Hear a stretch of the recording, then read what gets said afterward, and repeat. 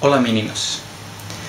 Para falar sobre o segundo reinado e sua política nacional, temos que falar logo um pouco antes de que o segundo reinado aconteça de fato. Temos que falar dos últimos anos da regência. O que acontece nesses últimos anos de regência? Politicamente falando, nós temos um período extremadamente conturbado. Temos divisões políticas internas no parlamento, onde os parlamentares conservadores são a grande maioria e os liberais compõem a minoria do parlamento. Qual é a discussão que existe nesse momento dentro do parlamento e dentro desse processo de regência? É a manutenção ou não do ato adicional do ano de 1834. Temos dois grupos. Os grupos que são a favor do ato e o grupo que é contrário a esse ato adicional, que é conhecido como o grupo regressista. O que acontece também, quais são os perigos que traz essa postura, essa divisão dentro da política brasileira? Violência, tentativas de separatismo, enfim, uma situação caótica dentro do país. Observando essa situação e também observando sua minoria no parlamento, os liberais vão propor uma jogada de mestre. Eles vão propor elevar a condição de imperador a Pedro de Alcântara. Agora, Pedro de Alcântara poderia ser elevado a imperador nesse momento? Estamos falando de 1840, 1839, 1840. A resposta é não. Por quê? Porque Pedro de Alcântara nesse momento tem menos de 14 anos. De fato está por fazer 14 anos. A Constituição nos diz que é impossível, que é ilegal que ele possa assumir o império, o trono, aos 14 anos. O que nos diz a Constituição é que ele pode ser nomeado imperador com 21 anos se casado ou 25 anos se solteiro. Enfim, a proposta dos liberais tem como justificativa acalmar esse processo de violência interna que tem no país.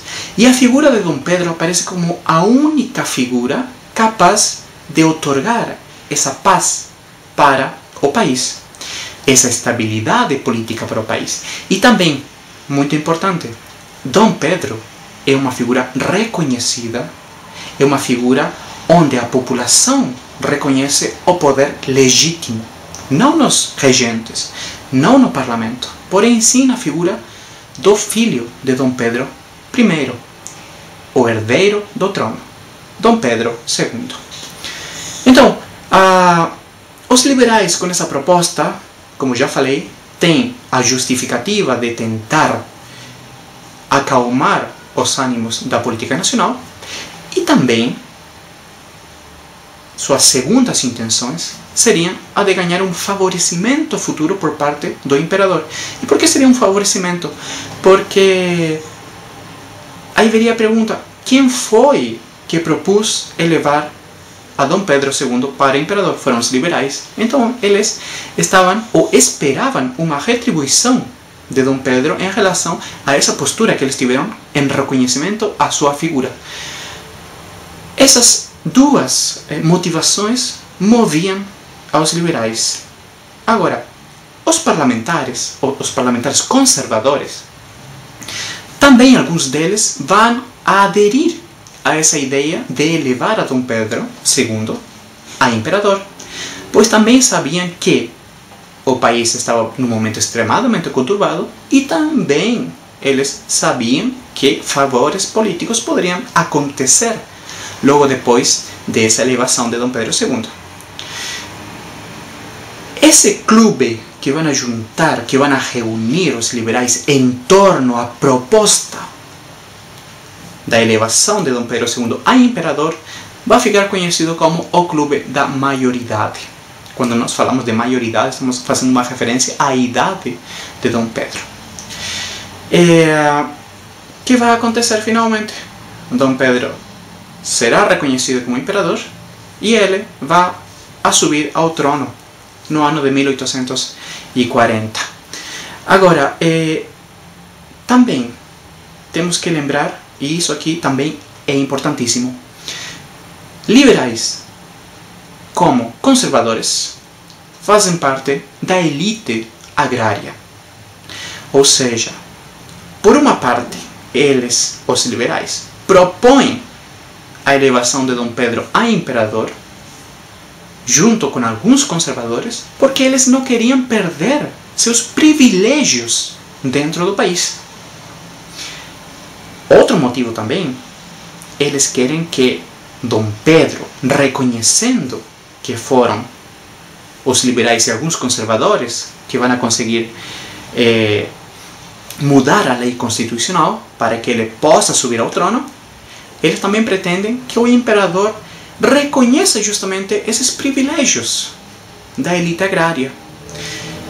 E justamente isso que vai acontecer. Dom Pedro vai reconhecer esses privilégios, vai manter os privilégios da elite agrária durante todo seu mandato. Quais seriam esses privilégios? Primeiro, o latifúndio. Segundo, a manutenção do trabalho escravo. E terceiro, a manutenção do sistema econômico que é agroexportador. Temos uma aliança justamente entre Dom Pedro II e os políticos tanto liberais como conservadores. Então, como vocês podem ver até aqui, os liberais são os principais motivadores para a elevação de Dom Pedro II a imperador. Primeiro, para acalmar a situação política do país. Segundo, para ganhar espaço perdido dentro da política nacional, através de uma retribuição de favor. Terceiro, tanto liberais como conservadores queriam a manutenção dos seus privilégios.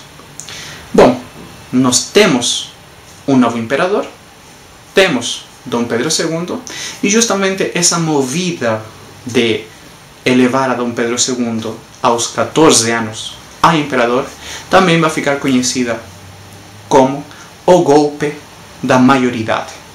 Temos o clube da maioridade, que são justamente os parlamentares a favor, sobretudo os liberais, a favor da elevação de Dom Pedro a imperador. E temos também, por outro lado, o golpe da maioridade, que seria a violação da lei constitucional que impedia que Dom Pedro fosse elevado a imperador tão jovem. A lei era clara: 21 anos se casado, 25 anos se solteiro. O que acontece nesses primeiros anos? Os liberais têm seu reconhecimento. Dom Pedro vai formar um governo, tendo como o primeiro grupo de governo sendo conformado por liberais. Seu primeiro ministério foi conformado por liberais. E também nós temos a última grande revolta que vai enfrentar o período monárquico como um todo. Primeiro, os liberais dentro do governo. Os liberais ganharam seu espaço dentro do governo, ganharam o favor de Dom Pedro.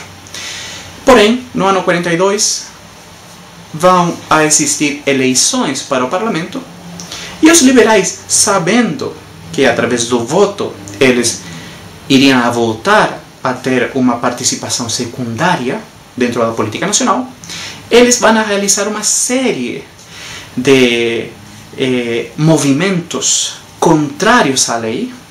Por exemplo, eles vão a tentar comprar votos, eles vão espancar a seus inimigos, vão a utilizar a força pública para intimidar seus inimigos. Enfim, será uma situação que vai impactar, vai chocar profundamente a opinião pública. Dom Pedro, sabendo disso, irá destituir todo o Ministério Liberal e em seu lugar vai colocar ao Ministério Conservador. Justamente essa atitude dos liberais ficará para a história como a eleição do cassete, dada a violência que foi utilizada por parte dos liberais em relação a essa eleição para continuar no governo. De que forma vão reagir os liberais a essa destituição do seu ministério, a essa degradação e essa perda do favor que tem com Dom Pedro? Eles vão a iniciar uma revolução liberal, a Revolução Liberal de 1842, onde os estados de São Paulo e de Minas Gerais serão os principais pontos de movimentação liberal.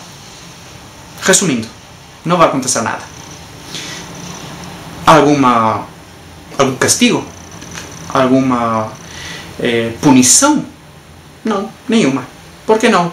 Porque quem movimentava toda essa revolta era a aristocracia. Até os dias de hoje, dentro da política brasileira, nós vemos que aquelas pessoas que estão relacionadas com o poder geralmente não são punidas. Não é uma coisa nova, isso já vem acontecendo desde o início do país, o início disso que nós conhecemos como Brasil. Segundo ponto, nós falávamos que durante esse segundo reinado, Dom Pedro II iria enfrentar a última revolução. Justamente, onde vai acontecer? Em Pernambuco. Pernambuco é um estado-chave, é uma província naquela época chave. Por quê? Porque era uma província de tradição liberal. Essa revolta vai passar, ou vai ser conhecida como a Revolta Praieira de 1848. Que vai a motivar essa Revolução Praieira? Primeiro, a concentração da produção econômica nas mãos de uma família, a família Cavalcanti. Segundo, o governo de Pernambuco nesse instante era conservador e eles cometeram uma série de falcatruas contra a própria população de Pernambuco para manter seu poder. Então isso irritava profundamente aos liberais. E terceiro, como falei, a família Cavalcanti dominava a economia, era conservadora e também dominava a política. Novamente nós temos uma imagem onde os liberais são secundários dentro da política local, dentro da política de Pernambuco. Por que se chama Revolução Praieira? Porque eles se vão a reunir, os liberais e seus simpatizantes, se vão a reunir na sede de um jornal local, que justamente fica na Rua da Praia. E eles vão a formar o partido chamado Partido da Praia. E desde esse partido vão a iniciar, vão a fomentar suas críticas em relação ao governo conservador e à postura da família Cavalcanti. O que vai acontecer? Eles, no ano 44, vão a conseguir triunfar nas eleições provinciais, eles vão obter a maioria dentro da Assembleia Provincial, mas qual vai ser a atitude que eles vão ter em relação aos fatos acontecidos anteriormente dentro da administração conservadora? Que esperava a população? Que essa situação mudasse, que as falcatruas não continuassem.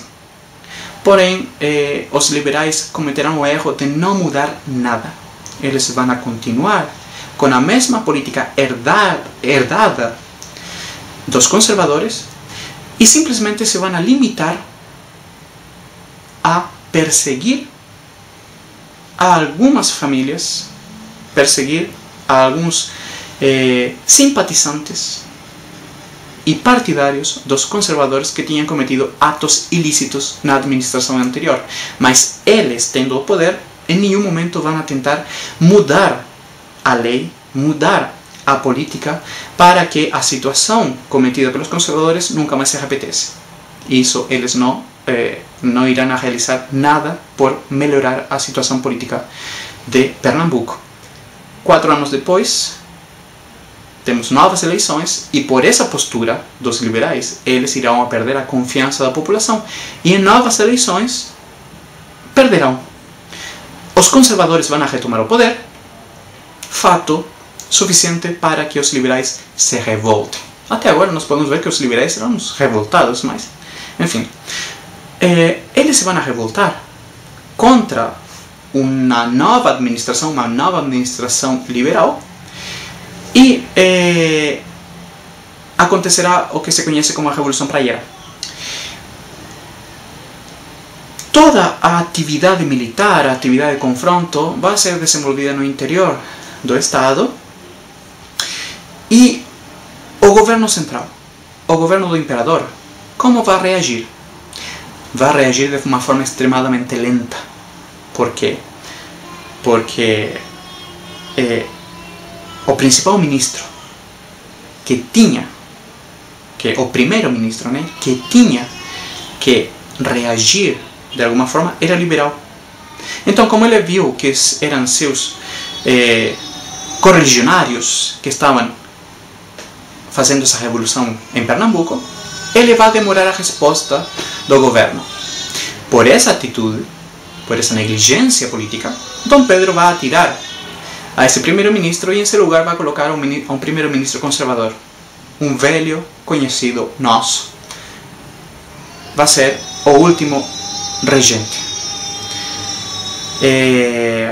Vai ser Araújo Lima quem vai assumir o cargo, o posto de primeiro-ministro, e como ele é conservador, vai enviar as tropas e vai a terminar com essa revolta. Segundo alguma opinião que nós estudamos, algumas opiniões, se considera essa revolução de Pernambuco uma revolução de caráter socialista.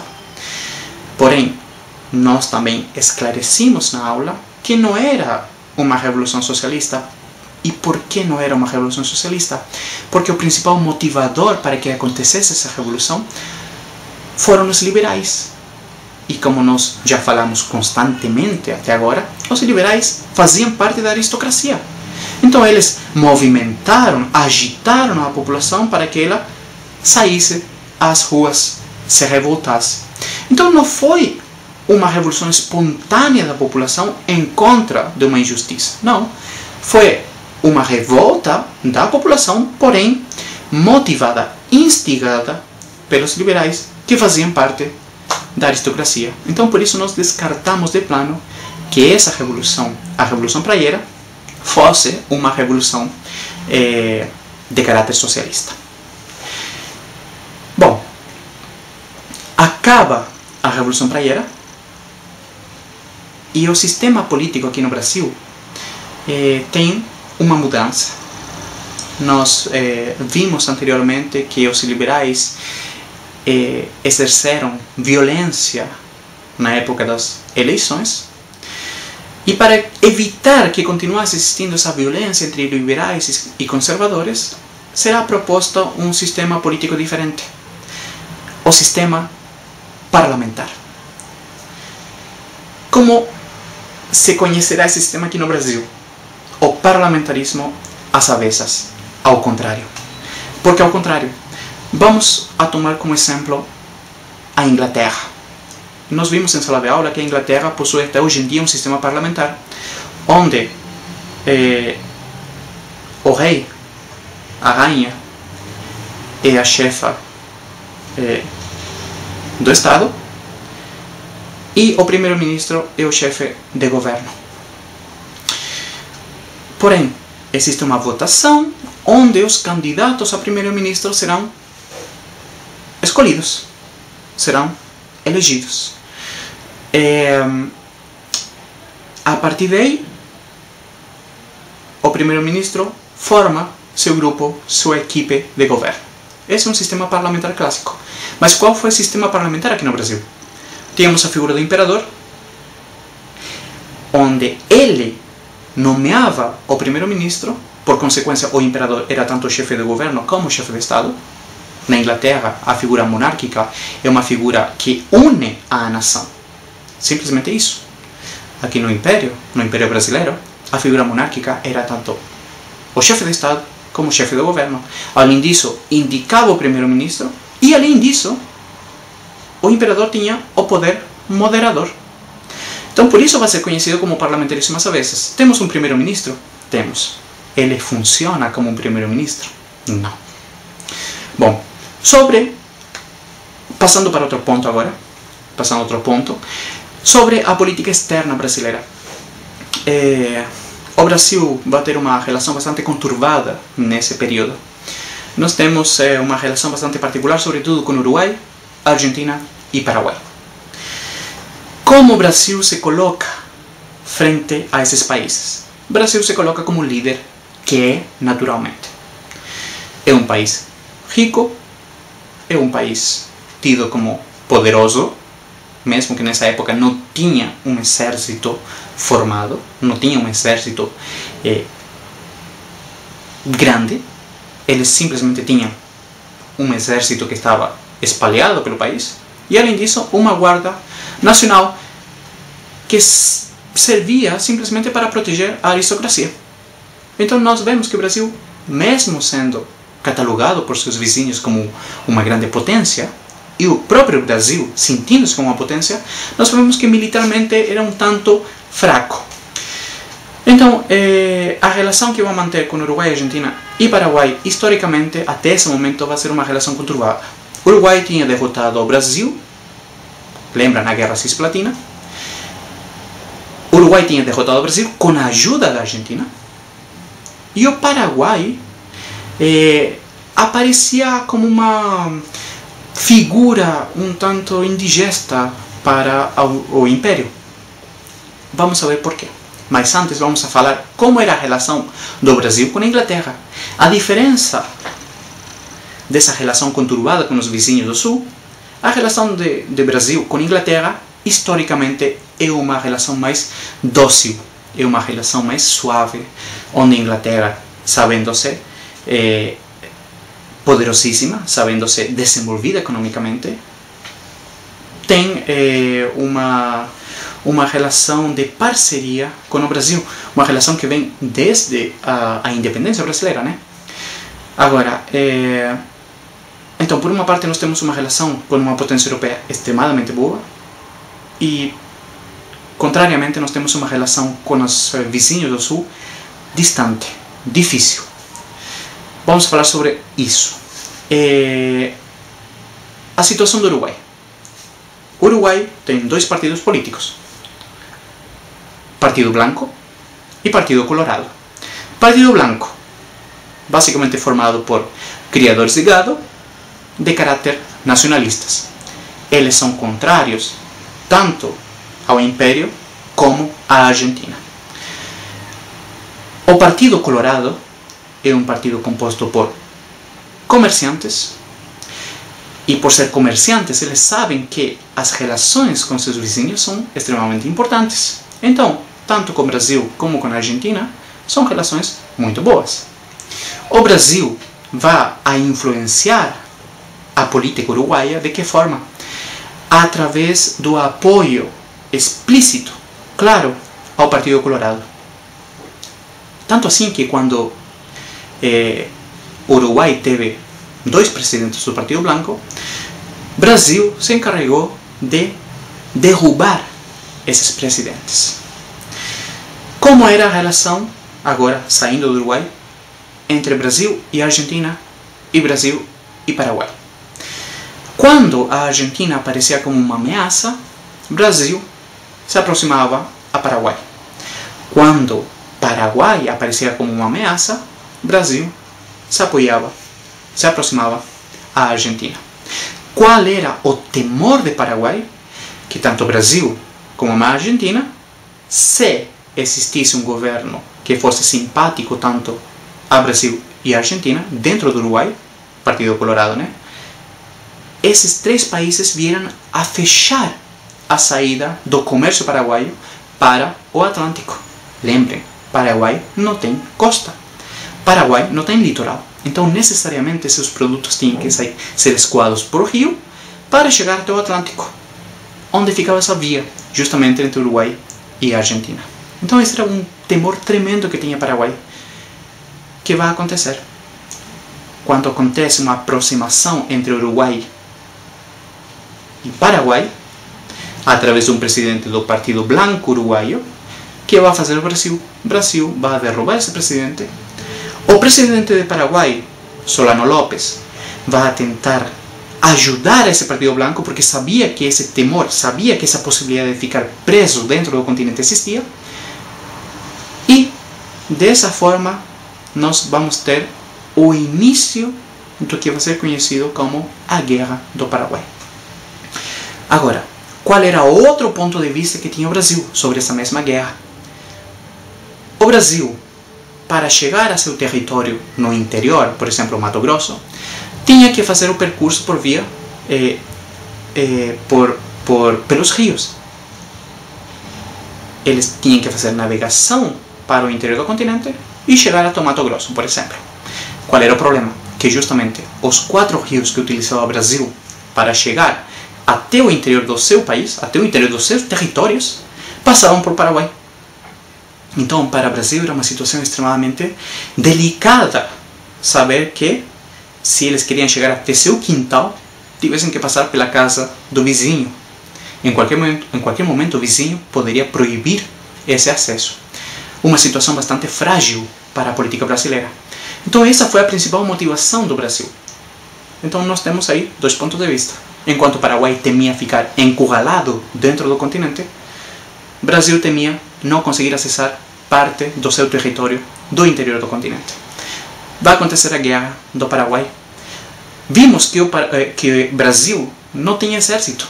Então o que vai acontecer? A aristocracia vai sair comemorando a declaração de guerra. Eles se vão sentir nacionais. Eles querem morrer pelo Brasil. Será que eles querem morrer pelo Brasil? A resposta é não. Eles que começaram a fazer? Enviar seus escravos. O grande sacrifício que eles estavam fazendo nessa guerra foi enviar seus escravos para eles irem a lutar por Brasil lá em Paraguai.